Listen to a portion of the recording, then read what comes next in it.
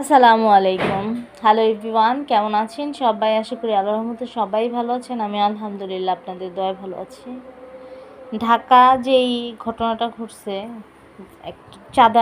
জন্য চাঁদা দেয়নি বলে তাকে মানে বড় বড় এক একটা পাথর, এক একটা ইটের দলা, ঠিক আছে, সেটা দেয়া সে পুরো বাংলাদেশের মানুষ না, এখন শুধু পুরো বিশ্বের মানুষই জানে, যেহেতু সবার হাতে ইন্টারনেট। মানে দেশটা পুরা শেষ, একদম শেষ। আওয়ামী লীগ, বিএনপি, জামায়াত প্রত্যেকটা পরিবারের সব কিন্তু আছে, তাই না? যার যে দল যে পছন্দ করে। তো আওয়ামী লীগেরই আমার ঘনিষ্ঠ, তো সে তাকে যখন আন্দোলন হয় তখন তার সাথে আমার কয়েকবার কথা হয়েছে জানার জন্য, যখন ইন্টারনেট বন্ধ ছিল। তো আমি একদিন মিছিলে গেছি, এটা আমি আরও কয়েকটা ভিডিওতে বলছি। তো তার সাথে আমার তর্ক হয়েছে কি নিয়ে, মানে ছাত্রদের আমরা সাপোর্ট দিচ্ছি, ঠিক আছে।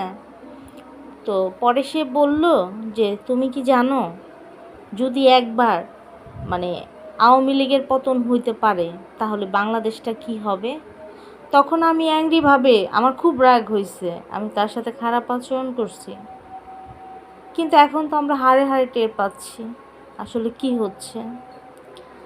মানে পুরা দেশ, বাংলাদেশটা একদম মানে আমাবস্যা কাল রাত্রিতে একদম মানে অন্ধকার হয়ে যাইতাছে, কোনো আলোর দেখা নাই। হ্যাঁ, কি হচ্ছে এইসব একমাত্র আল্লাহ পাক জানে। মানুষ হয়ে মানুষকে কিভাবে এরকম জঘন্যভাবে মারতে পারে, মানে আমি আসলে বুঝি না। আমার ভিতরে আল্লাহ ওই রকম পাষাণ হৃদয় দেয়নি। আর মানুষজন চলাফেরা করতেছে, এই 4-5 জন মানুষকে কি তারা যদি ধরতো, কভার করতো, তাহলে ওরা পারতো এইভাবে করতে?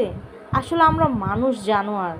আমাদের থেকে বড় জানোয়ার, বড় পশু আর নাই না। আজকে আমার সাথে এরকম হয়েছে, কালকে আপনার সাথে হবে, পরশুদিনে আরেকজনের সাথে হবে, এখন থেকে প্রতিনিয়ত এইরকমই হবে। তাই এখনও সময় আছে, সবাই সবার পাশে দাঁড়ান, সবাই সবাইকে সাহায্য করেন। তাহলে এই দুষ্কৃতিকারীরা যারা এইরকম মানে হিংস্রতা চালায়, নাশকতা চালায়, তারা কখনোই পারবে না। তো ভালো থাকেন সবাই, সবার জন্য অনেক দোয়া রইল। আসসালামু আলাইকুম, আল্লাহ হাফেজ।